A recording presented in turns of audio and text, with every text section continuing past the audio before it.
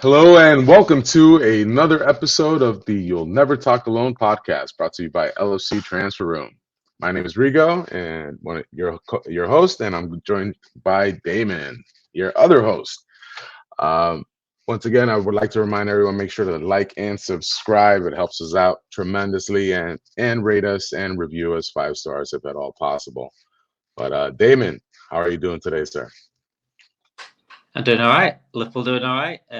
We're back in the football. Obviously, Liverpool play tomorrow. This is Wednesday night right now.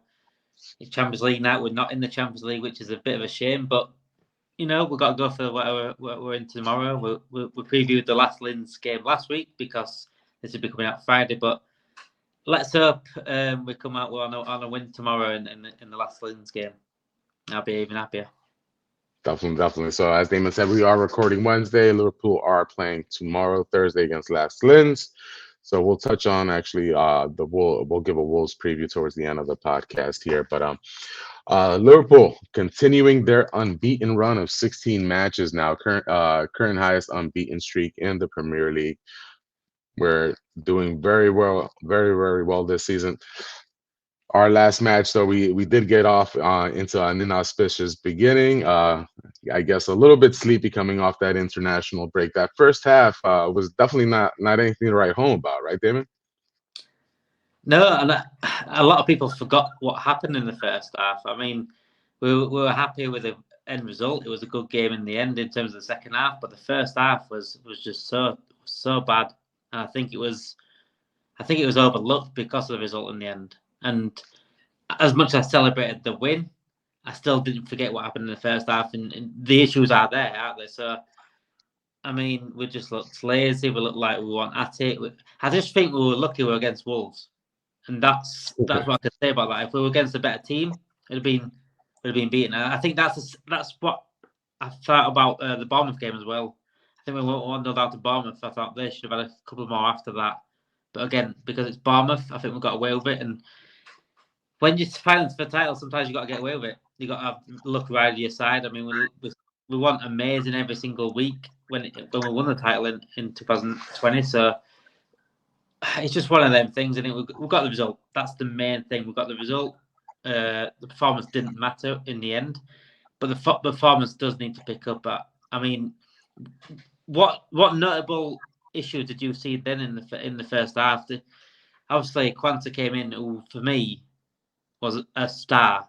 He was the star amongst like the stars that had already exploded in that. He was the North Star, the brightest of them all in terms of that first half. And he was the only one shining, wasn't he? Really was the only one shining. That's the only thing I can take out of the first half. I don't know if you agree on that. Yeah, Jerome Kwanzaa definitely shown himself to be up for the challenge, stepping in for Virgil van Dijk. Of course, out with suspension with the red card. But yes, he probably was the best thing out of that first half. And overall in the match, besides him coming off a little bit towards the end, apparently with injured a bit, he appears to be good to go. This week. But apart from that, he was absolutely outstanding, and kind of I would hope quelled fans' fears as far as having enough center back depth behind Virgil and Konate. Obviously, Konate. I don't know yet. You can't say that yet. We can expect. Don't say that yet. Calm down. I mean, I'm not saying completely relieved us of having any concern. Yeah. I'm just saying as far as calm down, knowing that the guy that we did not loan out, that's been with the team throughout the entire preseason, had a pretty successful year on loan last year. And if Jurgen Klopp kept him around, it's certainly for a reason. He doesn't keep youth players around unless he can count on them to contribute. So all positive signs from him. Very, very good things. We obviously were in the market for a center back. Rumors of Levi Colwell being courted.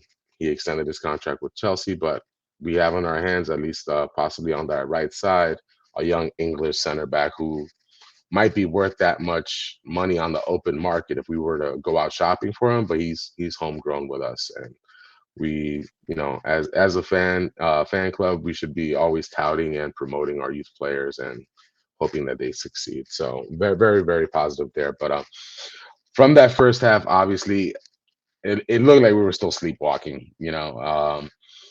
I didn't think McAllister would have started that match, especially considering Argentina played in Bolivia, like 20,000 feet above sea level. So much made there as far as levels of fitness and how much it takes out of you playing at that altitude, and then having to travel all the way back over to England.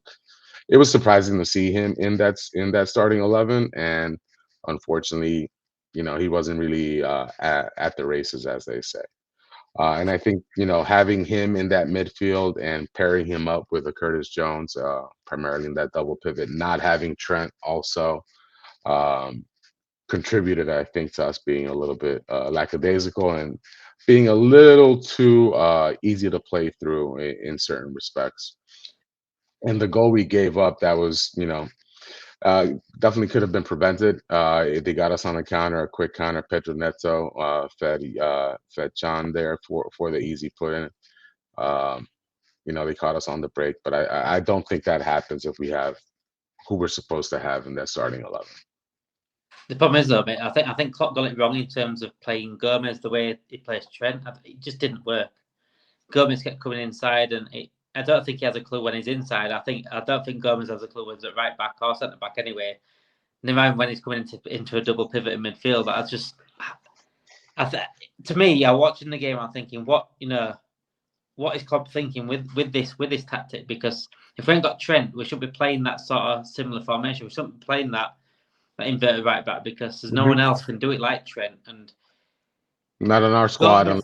You're Planning on, unless you're planning on using Butch or someone like that, and trying to mold him into that role. But you're 100% correct. When I saw Joe Gomez invert and saw him appearing in midfield, I was like, it's kind of bleach my eyes. That's what it was, wasn't it? It's opening him up to kind of to mistakes. On an overall basis, I've been super happy with how Joe Gomez has played this season. I think he's been very, very crucial for us, filling in not only in the center back spot, but also as the right back. And I think he's going to be massive for us if we are to win any trophies this year. I think he's a versatile defender, and again, one of those players we want to see succeed. He's our longest tenured player at the moment with Liverpool. So, if I'm honest, mate, I've done enough of him on Saturday. Absolutely. Are you serious?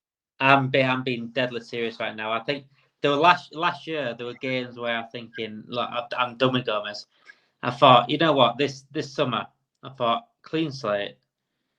He played all right towards the end of last season. I think a few of them did though anyway. So, but when I see he's played well this season, I saw someone the other day saying he's played well this season. He's played well in one game, Aston Villa. The other games haven't really played, to be honest, because Van Dijk's been there and Konate has been there. But he played well against Aston Villa. He's pocketed Watkins, brilliant game he had. But I still don't think Aston Villa, like we said in this episode 2, didn't we? Was it episode 2 we did Aston Villa game? Aston Villa wanted the races anyway. They didn't play like anywhere they can, so you won't really test as much, I don't think. And that's not taking away from Gomez. He was brilliant that game, but he's done, mate. He's absolutely done. I've got to be honest with you. For me, he is. He's done. He's done. Oh my God, man! Wow. And sorry, I disagree with you there. I got to harshly disagree with you there. I think Joe has a lot to offer. Obviously, he's had a bad string of luck as far as injuries. It's taken him a while to come back to form. He's not the Joe that we saw help us win the Premier League. Obviously, one of the best in the world. Him and Van Dijk were the best partnership in the world. But I think his confidence levels are back now. I think we can rely on him to fill in at center back or at right back, and he's going to play plenty of minutes. I don't think he's been bad in any single match. He didn't play at all in Chelsea, but since then he's played in the Bournemouth match, in the Newcastle match, coming off the bench. He was critical in us maintaining them at a 1-goal advantage, and obviously we pulled that out towards the end. That doesn't happen unless we're solid defensively, especially considering playing with a shorter man. And against Villa and against the Wolves, I thought he played very well as well. So I don't know. Honestly, I think you might be a little. I worry. Honestly, I'd rather play Bajcetic. I don't know, man. I'd I rather don't play know. Bajcetic. I'm firmly on the Joe Gomez bandwagon, and that's not just because we share a last name. You know, he's a distant cousin. Is a long distance relative? Is it? Yes, so I'll always fully support him. But again, I think he's supremely crucial to us winning anything this year. So we want him. Player. I think he can be. I'm not writing him off fully, as in I think he is. He starts for a ton of Premier League squads, man. He might not be our number one choice, but he starts for a ton of Premier League squads. He's making Maguire look good. He's never been as bad as Maguire. Well, what are you even saying? He bent over for Matoma. Oh, come on. Matoma's made a bunch of guys look silly. Damn. Not like that. Not making him bend over like that. Michael Barra sort of bend over. You know what I'm saying? No. All right. Well, we'll see where our listeners stand. I hope he does prove me wrong. But all right. So we know where you and I both kind of stand on the Joe Gomez debate. But as far as getting back to a game review of that match, certainly after the first half, in the second half, Jurgen Klopp made a great substitution in bringing Luis Diaz in for McAllister, who was on a yellow as well, along with being supremely tired, and that started to change the complexion of that match immediately, right? It's Luis Diaz. To me, he's like I've always said. Luis Diaz has got that Marley potential, and when someone like him comes on, it gives the defense just different kind of. It gives them second thoughts and how to address the things because the way he can cut inside as well as run on the wing. I just think he's an absolute threat when he's running at players, and this is what creates gaps then for the rest of the players and the likes of Gakpo, the likes of Salah can move into. And that's why I think Wolves were on the back foot when he came on. That's what it changed the game for me. I don't think Wolves came out of the same team. I don't think they sort of pressed back a little bit, but that was down to Klopp substitutions and the way we changed it. And the big tactical thing too. Direct. The other tactical switch was with McAllister coming out. Dominik Szoboszlai then was paired with Curtis Jones in that midfield pivot. And wow, Dominik, what a player we have in our hands. Like he can play anywhere on the field, can he? Get him in net. Luckily, we're stacked at that position with Allison and Kelleher, but yeah, I wouldn't doubt it as far.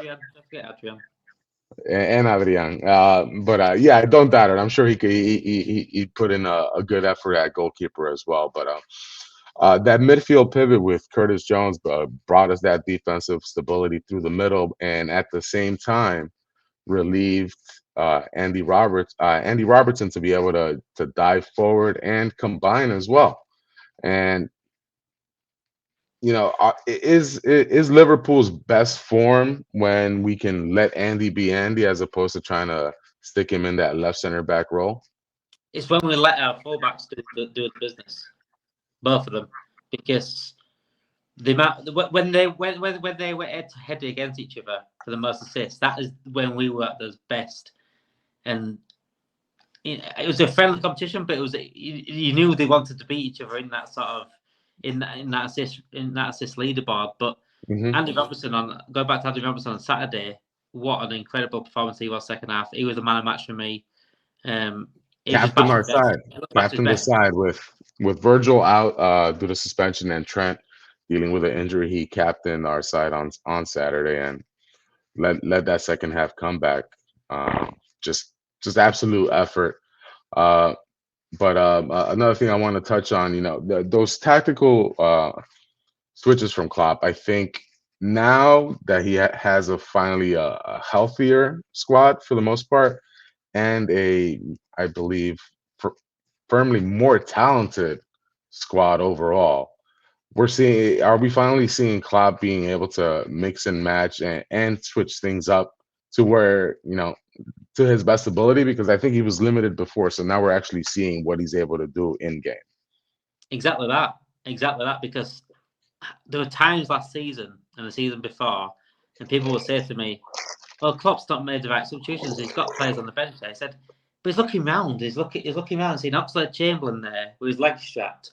He's looking round. He's seeing Naby Keita with his toe falling off. He's looking around. Nothing's there. Nothing's there." And Klopp has made poor substitutions in recent years, like terrible ones, where you're thinking, what you actually doing? Why are you doing this? Are you wanting us to lose this game? But I said it time and time again in the chat. I said it time and time again on Twitter that he's got no other choice. He's had no other choice. He's got to look at the bench and look at what he's got. Players that are either injury prone or just not good enough. And how can he change the game? Who can't change the complexion of the game? Can't. Last year we were carrying two goalies on the bench for plenty of matches, and obviously if you have one goalie go down, you have one sub, but two goalies to go down to get to your third, that's supremely unlikely. And having to pretty much being forced to carry two goalies kind of spoke to the lack of depth and options that Jurgen had at his disposal. And I think this year he's been just lights out with his tactical switches in game as well as his substitutions. We've gone down in score 3 out of our first 5 matches. We haven't lost obviously yet, and I think that's due to his changes during in game and actually having the ability to make changes with the players he has. I don't know if you've noticed that, Rigo, that we're making earlier changes as well. Mm-hmm. So it used to be like, you're talking, it used to be like 75th, 80th minute. You're like, why have you not changed it yet? Why have you not changed it yet? People, you usually normally change about 55, 60 minutes. And when fans are like pushing, you're like, we need to change it. We've got Carvalho on bench, we've got this on bench. And he didn't do it. He used to make really late changes last season and the season before. Now he's going towards like 55, 60th minute. I mean, he even brought McAllister at half time. Yep. This week. So it's much more definitive, much more decisive, and the quality that he has to bring out way greater than before. So kudos to him and kudos to those players as well, because I'm sure everyone's fighting for their minutes. The level of competition, I'm sure in practice to show what they can do and earn a starting spot or earn more minutes is probably through the roof. And the vibes that you kind of see in all the posts Liverpool do, or if you have LFC TV and kind of take a look at their practice videos, etc., the vibes are through the charts as well. I think this entire team is in a good zone. Everyone seems to like be pulling for each other, and they're definitely enjoying the challenge. This is what we need. This nice group where they're bouncing off each other, they're getting on with each other outside of football, and you see it on the pitch. The vibing off the pitch, but the vibing on the pitch as well, and that's why it matters. Whether you're friends off the pitch or not, as long as you're vibing on the pitch, and we're getting results, that's all that cares. But it helps when the players are getting along the way they do. We've got a lot of comedians, obviously Andy Robertson being a main guy doing that, but Joe Matip. It's good to see though, isn't it? That's what you want. The humans are there, not just football players here. They want them to go and enjoy their work. This is their job. This is their work. They want to go to work, just like you and me. We want to go to work, enjoy ourselves, as well as get the money that we earn. And if they're not enjoying themselves, then they're not going to be the best. They aren't. Just me and you. If me and you went into work now and we weren't happy, you won't get the best out of us. There's no way. And it's the same with footballers. If we can get them happy, we've got the right people. This is why the recruitment team does a good job in terms of bringing the right people and the right minded people, the right attitude. A lot of captains up and down the squad, or either of their national teams or former team captains. So definitely hitting out of the park there. A couple of other notable things to come out of the Wolves match, besides the 3 points. Mohamed Salah breaking Riyad Mahrez's Premier League assist record for an African player. Mohamed sitting now at 62 assists. So leading playmaker for an African player. Again, it's almost every week that we're talking about a record that Mohamed Salah has broken, right? Um, so now that puts him over 200 Premier League goal involvements in around 230 or 240 Premier League matches. Like, at what point is, and I know we've brought it up before, how other fan bases don't rate him, and even sometimes our own fan base doesn't rate him to the level he needs to be. But Mohamed Salah, best Premier League winger in all of history. Yeah, yeah. I mean, if you're talking about numbers, you're talking about consistency. You're talking about big game play. We said it the other week, didn't we? Big game play. Every big game he turns up, and it's not just goals. Like you said, it's assists. This is why Messi's better than Ronaldo, because Messi does more than just score a goal. He does everything. He does the link-up play. He's a team player. And Mohamed Salah, like I said the other week, does not get the credit he deserves. I mean, even this week, Vigo, I'm going to send you the video, actually. I can't think what, ESPN had 3 fans on. Talking about the best right wingers in the world, 3 right wingers in the world. And one of them said, Saka first. Listen to this, Saka first. Dembele second and Ulysses third. And I almost dropped my phone down the toilet. Because that, to me, says everything you need to know about the disrespect Mohamed Salah gets. Ulysses third, Dembele second, Saka first. I'll have what he's having. That might have. That's insane. I could understand Saka being on the list below Mohamed Salah. Definitely second. You know what I mean? Third, yeah. Dembele on talent, okay. Production and availability, no. Currently doesn't have a goal or assist in 7 League On matches. But yeah, Mohamed Salah.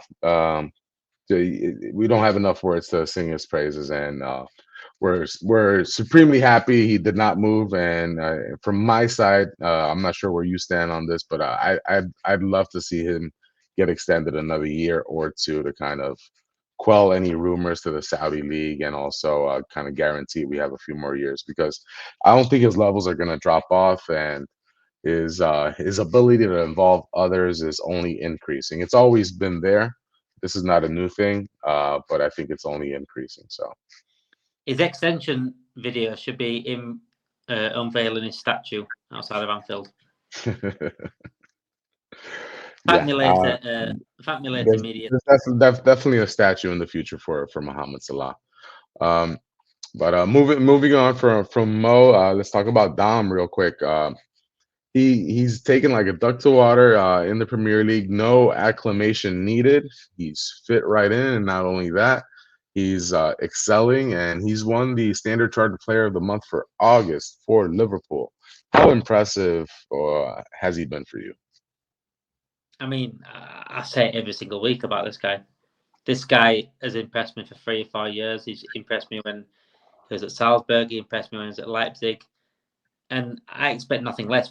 As soon as he signed, I knew it. I think I did the reaction video for him signing. I was absolutely gassed that day because I knew what he'd bring. I was more gassed at that than McAllister one. Obviously, McAllister's a brilliant signing, but Big Dom he just has absolutely everything.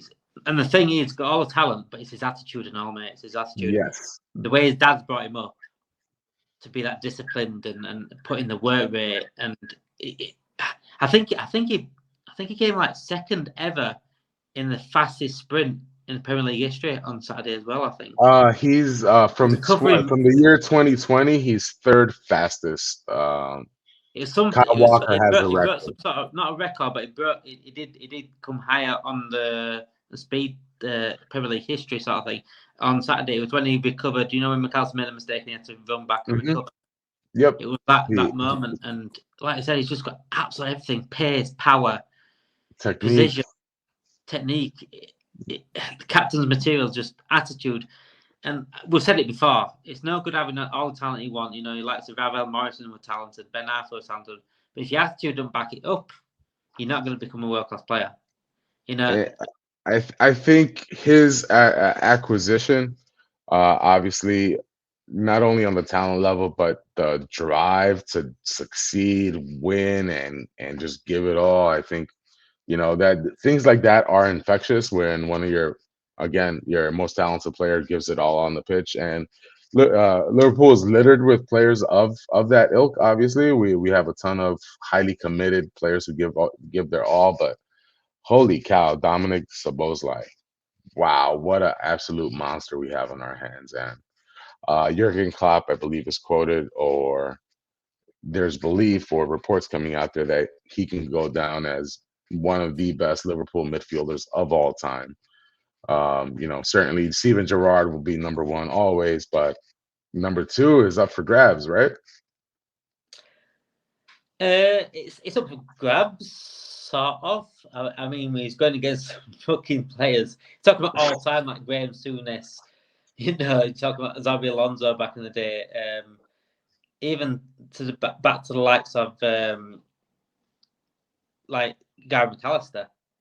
I know he's old when he came in, but he's still, he's up there in terms of best midfielders we've ever had. So he's got some competition. But he's got potential. He's got absolutely got potential. I mean, as we've just found out, that he's won his first Standard Chartered Player of the Month for Liverpool. So that's one of many for me. That's one of many. That could be the first this season. He could win all of them. He's that good. He could win every single one of our Player of the Months. He didn't actually get voted for the Premier League one, which really annoyed me because it's just completely. Honestly, and it's quite okay. A lot of other fandoms are, don't believe in the potential of this Liverpool squad, and as well as the press or even former players, etc. That don't think we can challenge for anything. And Michail Antonio, one of them, we'll get into him when we get to our West Ham preview.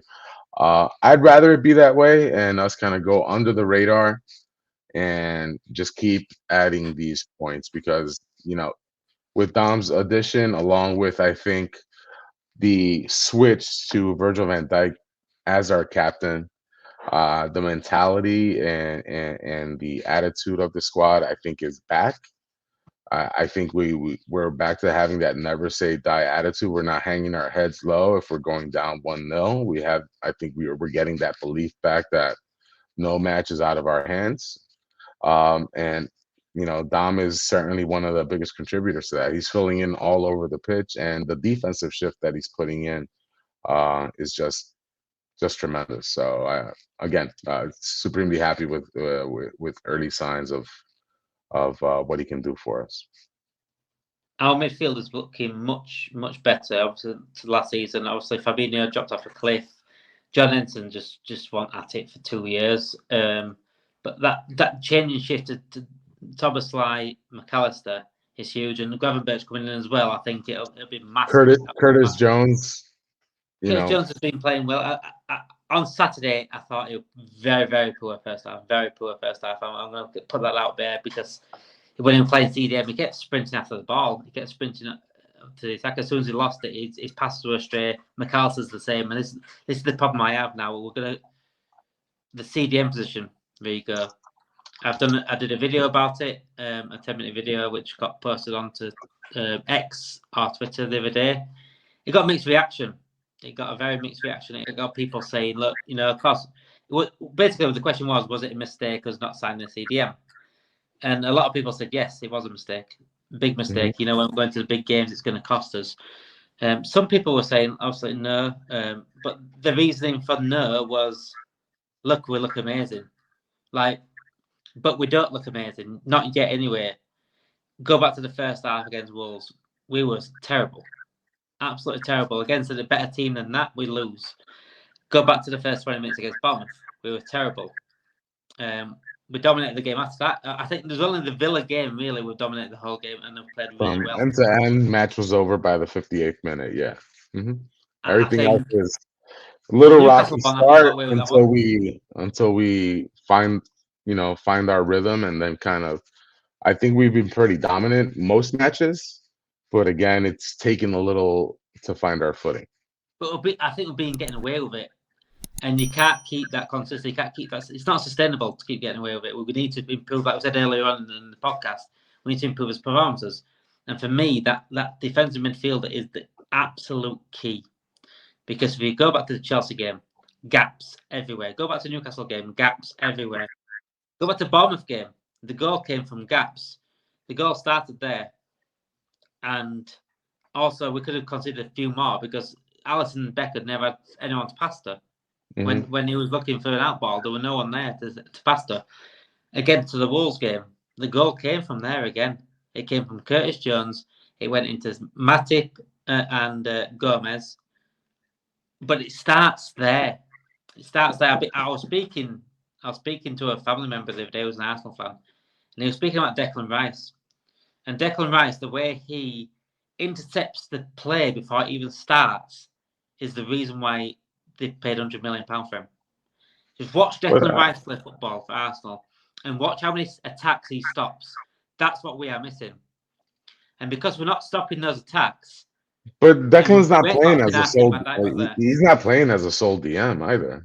He's not, no, but he is the main guy that will stop those attacks. Partey's playing well as well, but you need those players. You need those players. You need those players that's going to do the dirty work. You need those players that's going to control the game as well from back there, because you can't rely on Szoboszlai and McAllister and Curtis Jones to sacrifice their own game for the sake of covering CDM. We saw it last season. Rigo. Why not? Because they haven't got the mindset of a defensive midfielder. When Curtis Jones plays there, he thinks about going forward, and again, he did at the weekend. He ran forward, and he forgot where he's supposed to be playing. McAllister don't have the mindset of give me come back and ask for the ball off the keeper, and let me control it from there. McAllister wants a quick one too. McAllister does his little intricate passes. He can do a long ball every now and then, but he needs his pockets, I think, with McAllister. Szoboszlai likes driving forward. Again, Curtis Jones likes driving forward.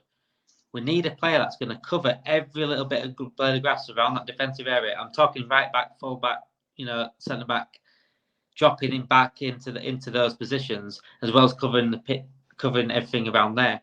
Because when we come into the games against likes of Man City, when Rodri's there, when Kevin De Bruyne is in midfield, it's going to show. It's going to fucking show. And I'm being absolutely dead serious right now. You can't. If you can go back over the years and look back at I've said it before. If you look at the winners of the Premier League, they've always had a good DM. There's a reason for that. You can't name me a Premier League side that's won the league without a good DM in their position. Even Leicester, I can't take. Even Leicester. Yeah. Well, Leicester, and then the next year, Chelsea. He was at Chelsea, and they won it. Yeah, and the thing, the comments for me, the comments for reasoning, I said, "Oh, trust Klopp." Well, I mean, before Rodri came by, I guess would you classify Fernandinho as Fernandinho? Wasn't it? Yeah, Fernandinho. A world beater. Different kind of DMs. But you still need. But that's where I come in with this argument. As we saw during the transfer window, they recruited more all around midfielders who can shift between 6, 8, or the 10 position. Not a specialist per se, right? But they try getting a specialist. This is the thing, Rigo. We've tried getting a specialist. It's not like we didn't want a specialist. And when people say trust Klopp, are you going against Klopp? Klopp wants a DM. Klopp tried getting Caicedo. Klopp tried getting Lavia. Klopp's still on the phone to Andre. Why is he on the phone to Andre? If he didn't want a DM, Rigo. But Andre's not a straight up DM either. He's another one who can be progressively rewards as well. He's defensively minded, mate. It's defensive. It's a bit like Kone, where I find him more similar to McAllister than I would. Yeah. No. The way McAllister plays for Argentina, he plays in a DM position. He doesn't play in that. I think Andre could do it alone. Though. The difference between McAllister and Andre. McAllister played DM last year again with alongside Caicedo. McAllister needs a proper 6 next to him. If he's going to do that double pivot and he's a proper 6 next to him, Andre is a type of player to do it by himself. Andre is that proper 6. He's not similar. He's not. I'd like him a little bit more to Mascherano in terms of that. Mascherano was. He was quite Well, versatile. Mascherano's super defensive. He played center back towards the end of his career, shifting over from a CDM spot. But you need that defensive mindset, mate. It's a mindset, and if you don't have that, I know my position. I've got to be disciplined. You can't play there. I'm sorry, you can't play there unless you play like Michail says, playing alongside a player like that. Like I said, for example, but you can't say trust Klopp. This is the comments that get me, Rigo. When people say trust Klopp, I trust Klopp. He wants a DM. He wants a DM. So you say trust Klopp. Are you saying that we don't need a DM? Which one is it? Which one is it? Do you trust Klopp or don't you need a DM? Because you can't trust Klopp and then not want a DM because Klopp wants a DM. You know what I'm saying? Klopp's waiting for Caicedo. Klopp waiting for Lavia. Klopp's on the phone to Andre, like I've just said.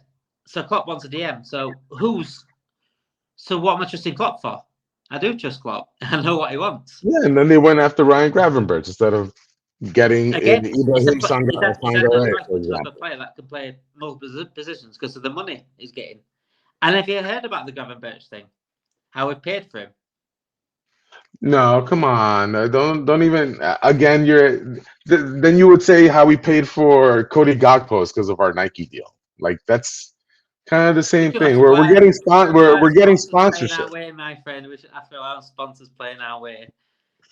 God. But yeah, I know that came out. What Damon's referencing here is that with the recently inked deals between Google Pixel, Peloton bikes, and who's the other one? Who's the other sponsor? I'm kind of blanking on who the third sponsor is. It's three sponsors. We've got a new Nike deal, don't we? We've got a new Nike deal on the way as well. UPS, United Parcel Service. So it's UPS, Google Pixel, and Peloton. Liverpool just inked some sponsorship deals with, and then it came out. I think Paul Joyce said it right that with the influx in sponsorship deals, that's helping pay for Gravenberch. But isn't that always the case? Sponsorship dollars help pay for acquisition and their wages. But I mean, to me, it's a non-issue. That's all. It's a non-issue to me. But we shouldn't be relying on the sponsorship to pay it. We should have the money for it anyway. And again, I think we're just buying. Klopp's had no choice but to get someone that's versatile, that can play that 6-8 sort of thing. But he's having to compromise, isn't he? That's what Klopp's having to do. I can see it that way. We weren't able to again.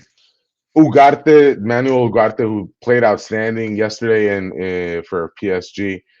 That was the number one guy that we should have gone because we knew he had a release clause and he just is coming off a tremendous year in the Portuguese league and showing out in the Champions League for his squad as well. That's the one that we missed out on. I think after that, then it was just like not really that terrific options again, unless again you want to fork out over £100 million for a Moises Caicedo, which I think Lavia would have been acceptable, mate. Lavia at 50 million would have been acceptable because 19 years old, and that would make kind of sense because of the homegrown factor as well. But you also are paying for a guy who has just one real senior season under his belt. So again, we kind of have certain options in house for that. So like it's not as if Dominik Szoboszlai, you know what I mean? And we settled instead of going after Dom, we settled for Curtis Jones. We went out and got Dom, you know what I mean? So I think we can kind of live with that without the specialist CDM that's a world beater because I don't consider Endo to be one. I think he can fill the role. Certainly as a squad player. Mate. In certain games, we'll be beating these teams. We can play this system without a 6. You like the Wolves, like the Bournemouth, but when it comes to the big ones, you'll see it. You'll see it. That's where you'll see it. Definitely. So for you guys listening, please in your comments let us know how you feel about the debate here. Did Liverpool err in not signing a bona fide starting CDM? Yes or no? All right. And give us reasons as well. Give us reasons. Valid reasons, not because Klopp said so, because Klopp wants a DM, by the way. All right. So moving on from our Wolves review and CDM debate, Damo has come up with a quick little game for us to debate on also. So a This game of this or that. this Take it or away, that. Damo. This or that.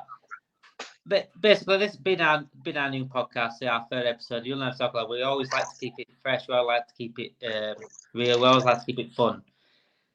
Giving you guys a little game every week if we can. We did our draft, didn't we? We did our one player per nation draft. We did our top 5 wingers, top 5 Klopp signings, was it? Yep, top 5 Klopp signings it was, episode 1. This week it's this or that. Basically, I'm going through each position of Premier League, Liverpool's Premier League teams. Obviously, goalkeeper, left back, right back, centre back, CM, our right winger, left winger, and striker. And going through the best players that's played for Liverpool in that position, comparing them to the best players that's played in that position in the Premier League. So you'll get the gist of it once it goes back and forth. So the first position obviously is goalkeeper. So this or that for me. So you got Alisson Becker would be Liverpool's go-to. And Nominee. the best Premier League one to compare to it would be Petr Cech. So Rigo, Alisson Becker, or Petr Cech? I'll go with our man at goal, Alisson Becker. Just for his ability to contribute on the pitch, not only shot stopping, but also be able to play out from the back, being a secure last line of defense, not afraid to come out of his box to prevent any attacks. His passing ability is, I think, best in the world. You could argue for Ederson as well, but I would say Alisson way more successful. And not only can he distribute out from the back, but in a clutch situation, he can certainly rescue us from the despair by scoring a goal. So Alisson Becker, number 1 in my heart, and number 1, I think. I think this one's one of the closest ones I've got written down in terms of how close it is. Because Petr Cech was unbelievable. Even like Petr Cech when he got his helmet was, I think he even stepped it up even further. He had he took over Carlo Coutinho, didn't he, at Chelsea? And Carlo Coutinho was a brilliant keeper, and Cech took it to another level, I think. But Alisson Becker, I've not seen a keeper that has everything. It's basically Gerrard but in net, and one-on-ones. There's no better keeper I've ever seen in Premier League history. I'm talking like Peter Schmeichel, David Seaman. One-on-ones, I mean, he saves us talking 12, 13 points a season, at least. That he wasn't included on the short list for the goalkeeper awards this year is just absolutely Disgrace. a disgrace.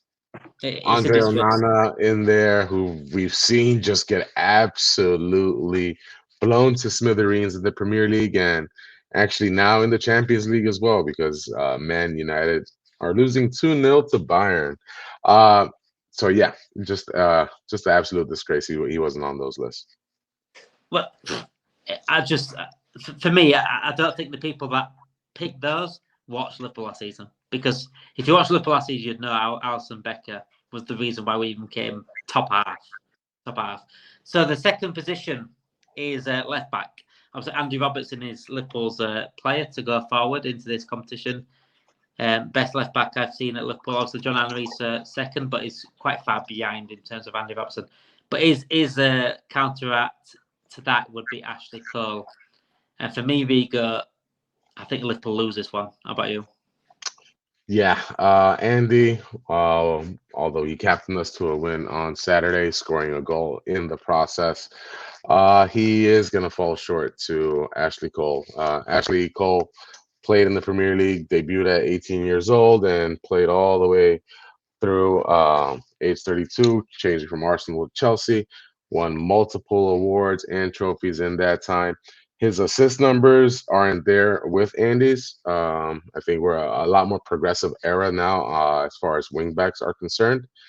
But in his time, he was pretty much undisputed in that position. So it was the best fullback I've ever seen, and I'm including you like some Danny Alves, Marcelo, Roberto Carlos. I'm including those. Even Maldini when he went to left back, Cafu. Ashley Cole had everything. I mean, he pocketed Ronaldo every single season. Every time he turned up in big games in terms of Champions League, he was just he was the one to be. He was the one that he couldn't target. You know, he could target weak players. He's the one that he tried to avoid. like I said, Cristiano Ronaldo didn't like playing against him. A lot of people just didn't like playing against Ashley Cole because there's a reason. He could do everything. He could attack, and also his assist numbers obviously weren't there the way he was, but he still attack. He attacked brilliantly and defensively. One of the best one-to-one fullbacks I've ever seen in my life. The third position. So he's currently assisting with Everton, isn't he? He's on Sean Dyche's staff, right? Yeah, because he ended up in America, didn't he? He went to LA Galaxy, and then he finished off in LA Galaxy, and then he went into coaching, didn't he? But the third position, then we'll go from one fullback to the other fullback on to the other side, and Trent Alexander-Arnold's our best right back. Again, quite a bit away from, I think, Steve Finnan, possibly. We haven't had many good fullbacks in Premier League, but Trent is number one right back, and he's going against a certain Mancunian, a certain Sky Sports pundit, and Mr. Gary Neville. And Gary Neville, no one wants to go up to be a Gary Neville, Rigo, but everyone wants to go up to be a Trent, don't they?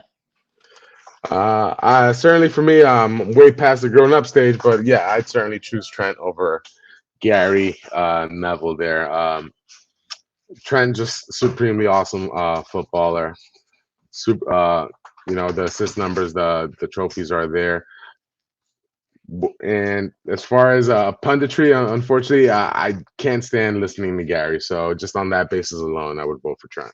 You know what? He actually is a decent pundit. I can't stand listening to commentate him because when he commentates Liverpool games, it's about as biased as it gets. But he's a decent pundit. But it was a decent player as well. Let's not get things wrong here. If you look back at that team, though, if you look at the Man United team in 1999 and then going through the 2000s as well, they're world-class players all the pitch. And then you always saw Gary Neville at right back thinking, you still need that right back.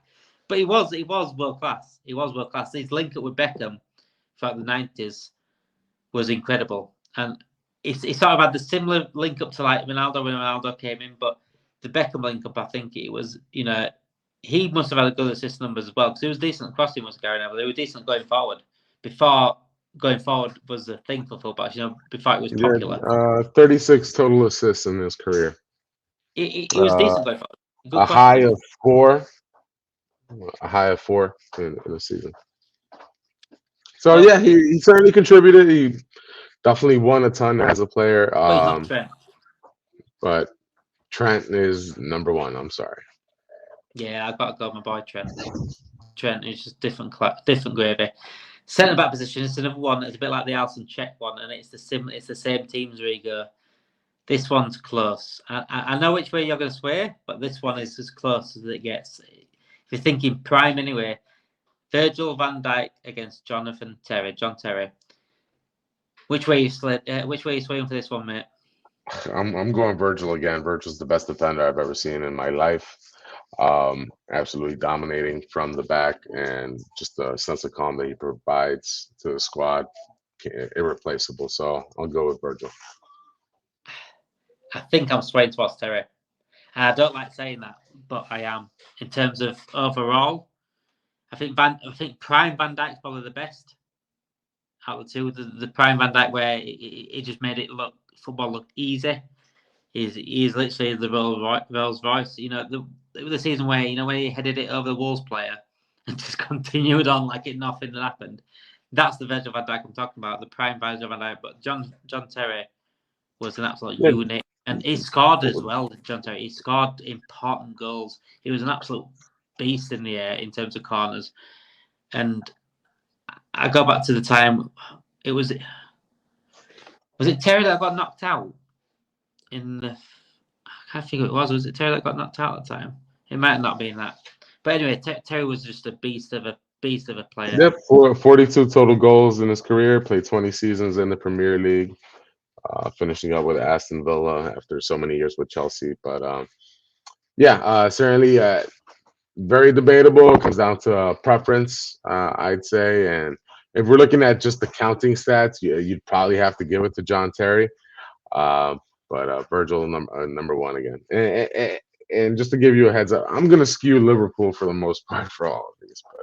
But I'm gonna be real with you guys. I'm gonna stay real with you. I will side with Terry with that side. So I've gone probably 2 against Liverpool at the moment. You've actually gone against Liverpool with Robbo, but I think that's not denying that he can't go.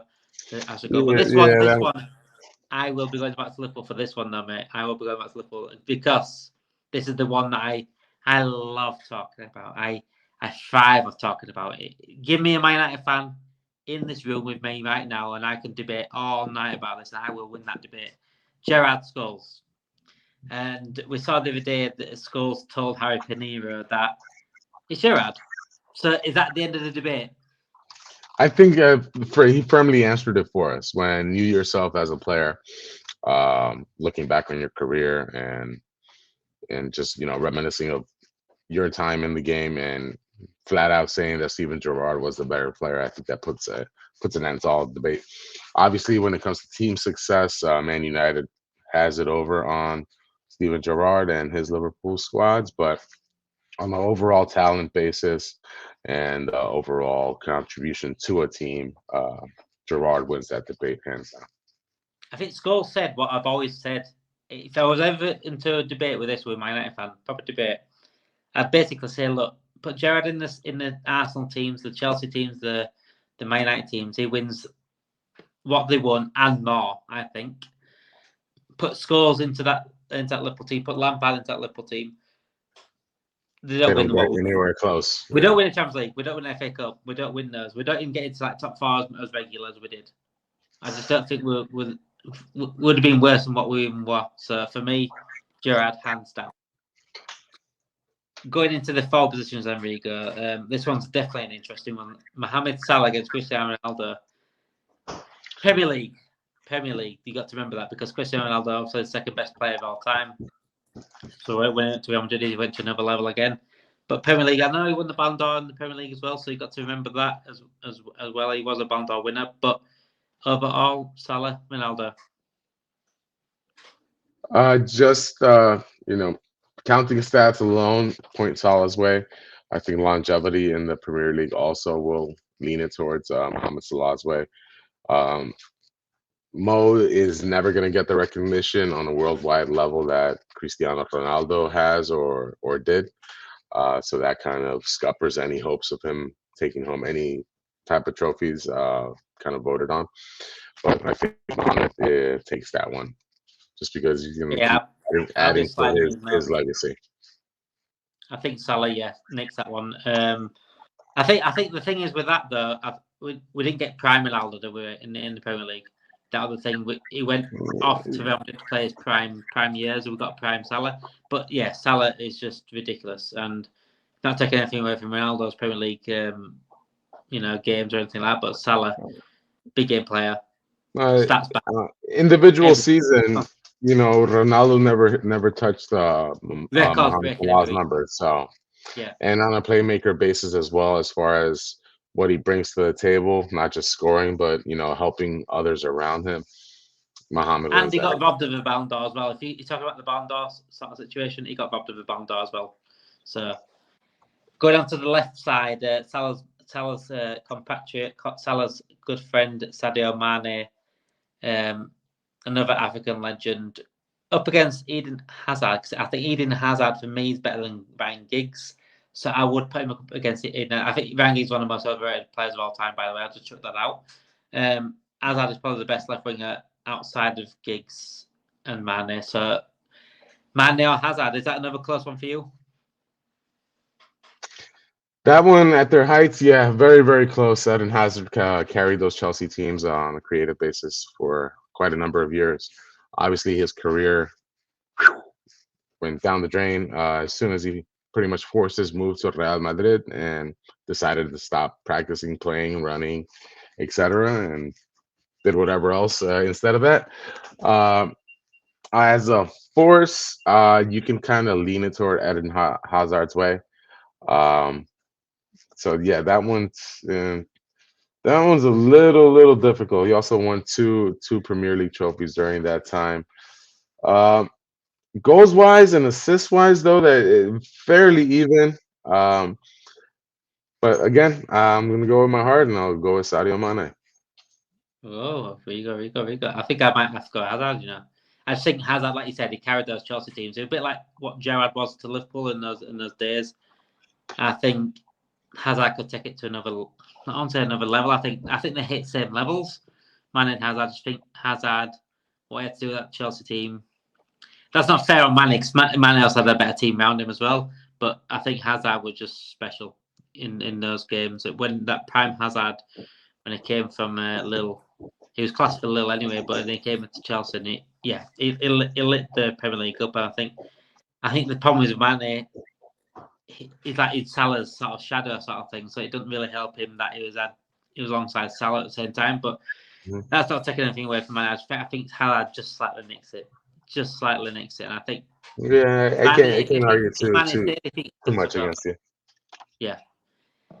The last one, my friend, and another one. I don't think Liverpool have a chance. Well, they have a chance, but I don't think they win this one just because of the Premier League situation.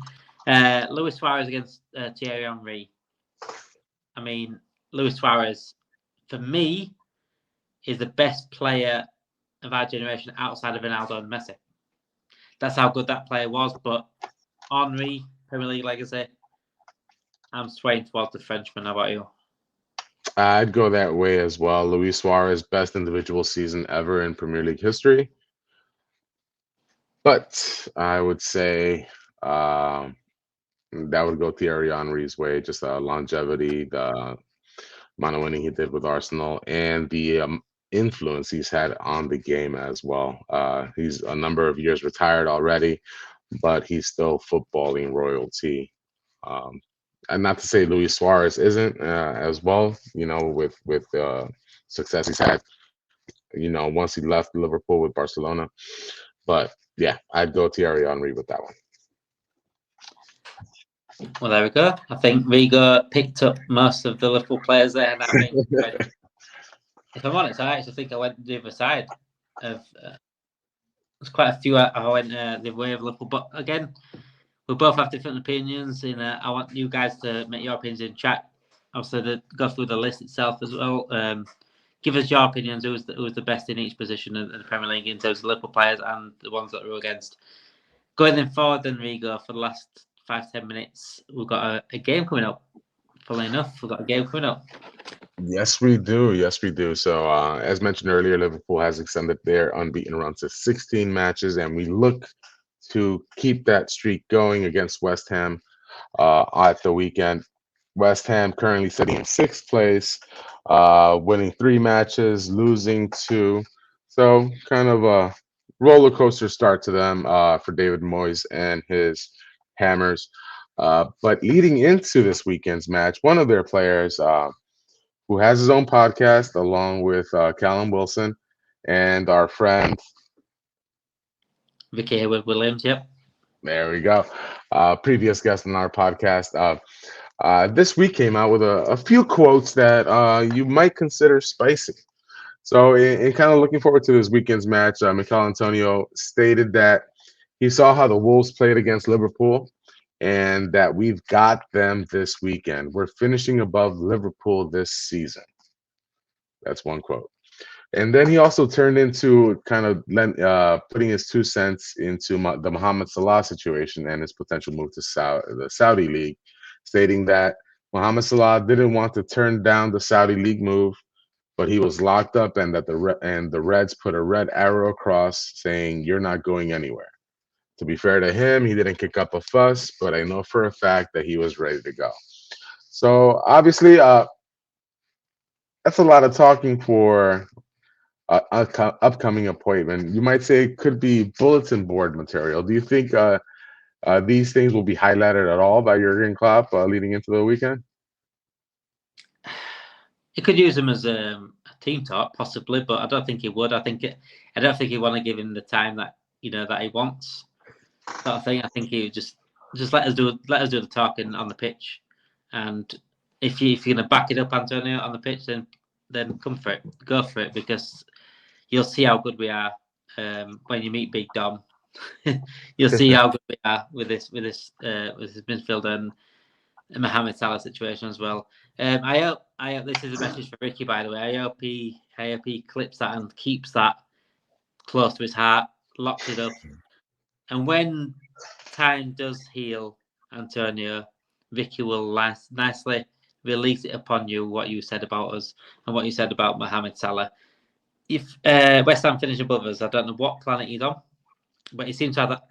I didn't know he was a Man United fan, to be honest. Man United fans are that deluded. I didn't know he was a Man United fan. That's new. That's new news to me. But you know, I get it. I get it. A player coming up, you want to put down your opponents, and it could be seen as banter as well. So you know what? Bring it on, Antonio. That's all I can say to that. Bring it on. Put your money where your mouth is. Do the talking on the pitch, and let's see what happens. For sure, for sure. A couple of seasons ago, we lost, obviously, to West Ham, kind of cost us points that at the end, left us 1 point shy of the Premier League title. So certainly we hope to take all 3 points at the weekend at Anfield.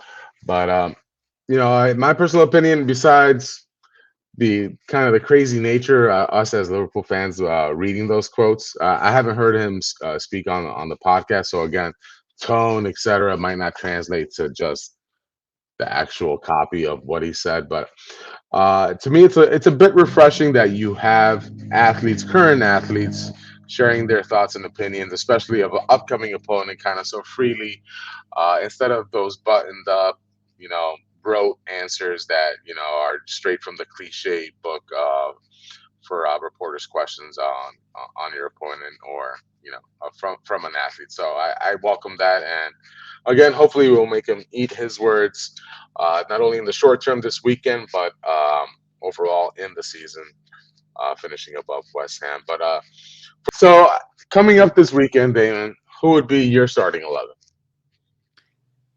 Well, we've got a few players back, haven't we? Now we've got Virgil coming back and Konate coming back. Trent coming back in. I think it's all three of them go back into the lineup. Midfield, I don't want to stick with Jones, though, if I'm honest. I really don't. I'd like to see Gravenberch. I'd like to see Gravenberch be put in there. Already into the starting 11? I don't think Jones played that well against Wolves. I think he could have cost us a few more goals. He was quite sloppy.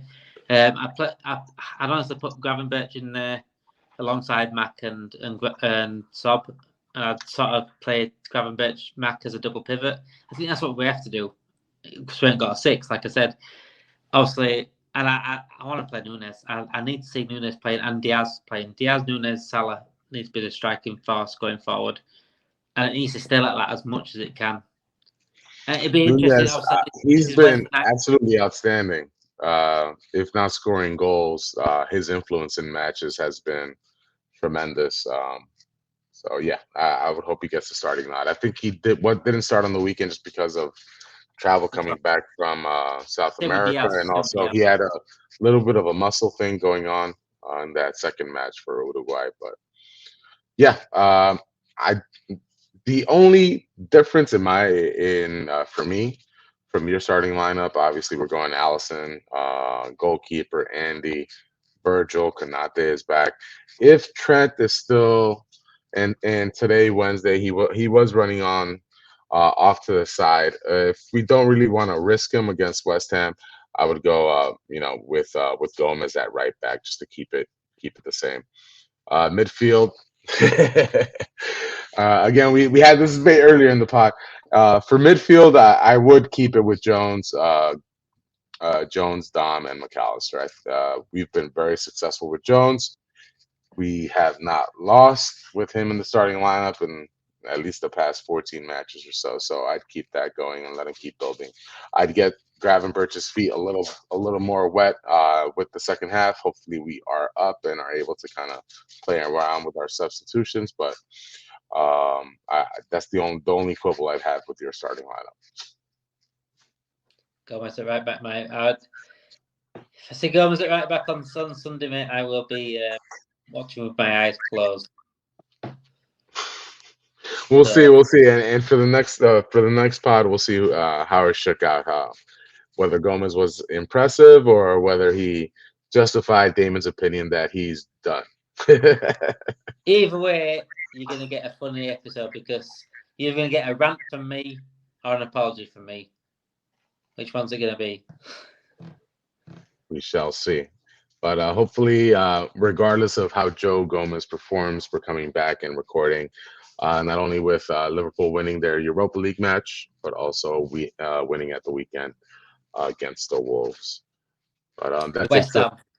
Oh yes, against West Ham. My apologies. You can cut that one too while you're at it, editor. Uh,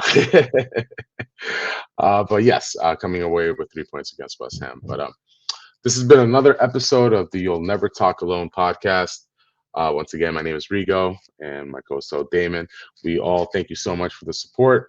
We want to keep bringing you the best podcast possible. So please, by all means, give us any thoughts, suggestions, or ideas. You can get at us at the You'll Never Talk Alone podcast on Twitter. You can also email us at You'll Never Talk Alone podcast at gmail.com. Thank you Do all. not forget, guys, do not forget to put those 5 stars on. Give those likes, get those subscribes on, get your notification bells on, whether you got Spotify, whether you got Amazon, whether you got Google, whether you're on YouTube, get those notification bells on. We are every single week, we've got a podcast every single week. We're live every single night on YouTube. Please, please, please, if you can give us reviews, comments, anything you want to give us in terms of feedback, we'll just vibe off it, and we'll be vibing like the Liverpool team on the pitch. We want to be the best podcast around. We want to be the best channel around for you Liverpool fans, and other football fans. If other football fans want to come in and listen to the banter, listen to the camaraderie that we have, and fair enough, get involved. We can take it and give us banter as well. If you are rival fans, give us banter. We love it, and we can bounce off it, and we'll talk about it on the podcast if needs be. And yeah, so make sure you do give us a 5-star and comment as well. All right. Well, thank you guys all so much. And once again, Reds, you'll never talk alone.